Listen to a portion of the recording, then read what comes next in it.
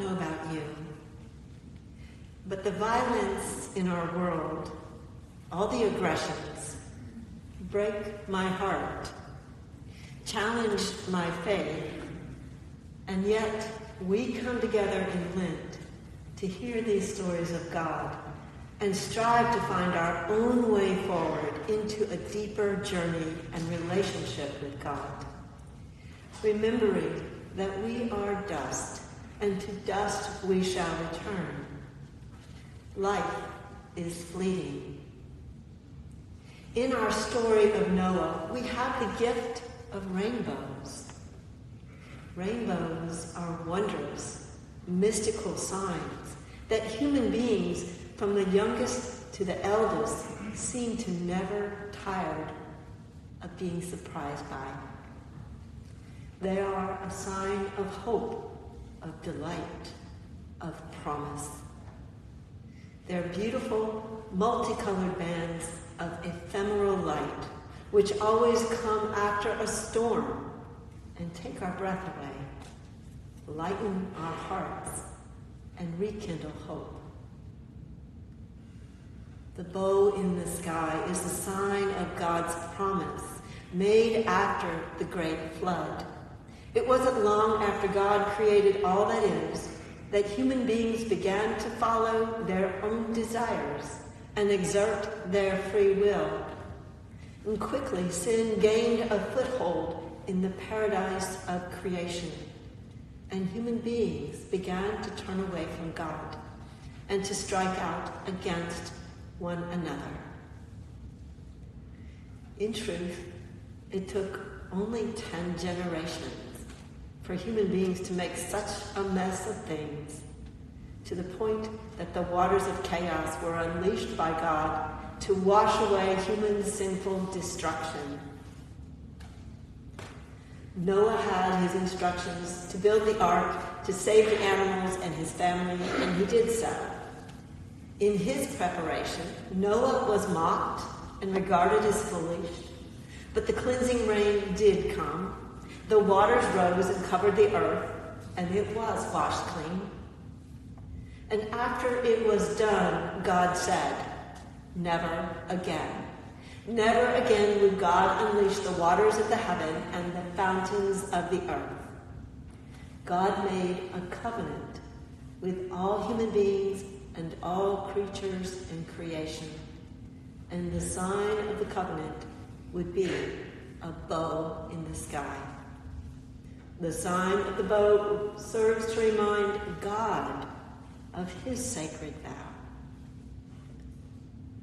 This covenant, freely declared and given by God, is not a contract, it is a sacred vow. And covenants are often made among humans or between God and human beings. And a covenant is a solemn promise about relationship.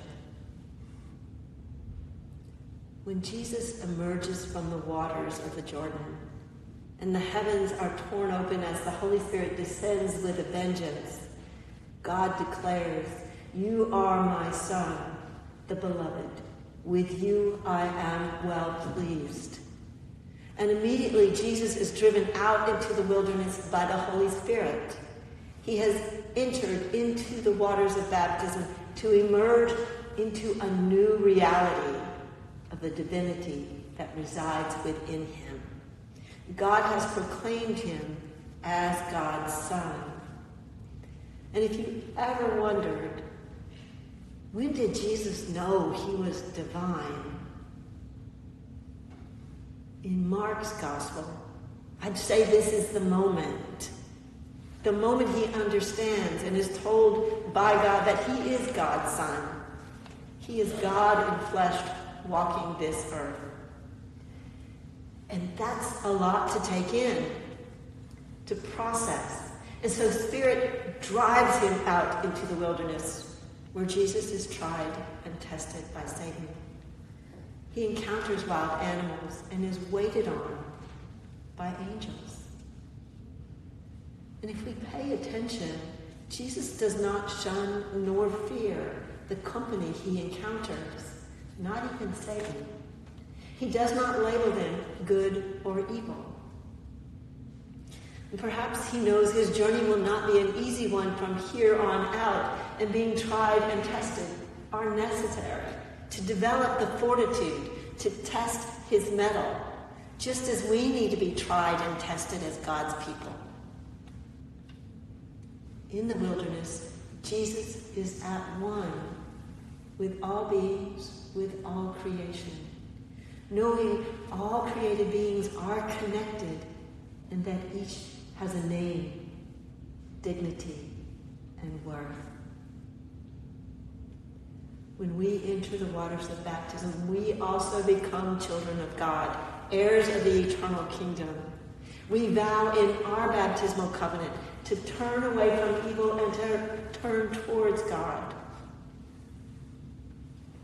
And to live this vow, we find ourselves challenged to grow in faith, to live and embrace God's love, other human beings, and all creation. And sometimes we have to have these little seasons, like Lent and Advent, that help us take that deeper look at our relationship with God and with others, and this whole world. And if you wonder, are there opportunities? There are many. Just look around the world today for the needs that are there. You just heard our list of things that are going on here at Good Shepherd. There are so many needs. And if all of that is beyond you, and you can do nothing else, pray. Pray for the needs of others, for the world, and all creation. Prayer is powerful, and it will change things. Maybe not as you would think they're going to change, but it will change things. And as we begin to strip away the excess in our lives on our pilgrimage through Lent, each of us may find our being bombarded by the things we have chosen to free ourselves from. Or if we've taken on a new practice, we may find things seem to come up to interrupt or get in the way of our doing that. It seems that whenever we choose to become closer to God, the more things arise to trip us up along the way.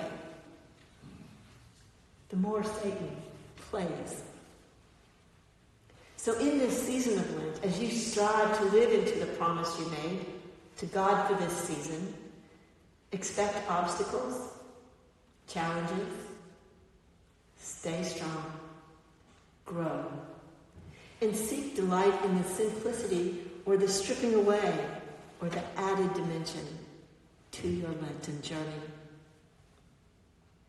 As Saint Teresa of Avila wrote to her sisters, remember that you have only one soul, that you have only one death to die, that you have only one life, which is short and has to be lived by you alone, and that there is only one glory, which is eternal. If you do this, there will be many things about which you care nothing. So in this holy season, may your mind become quieter. May your focus become clearer. May the things that drive you to distraction be released and set free. And take heart. Transformation takes time. Practice is essential. Challenge forges fortitude. So trust the journey. God is with you, and you are a beloved child of God, created from the dust of the earth. And to dust you shall return.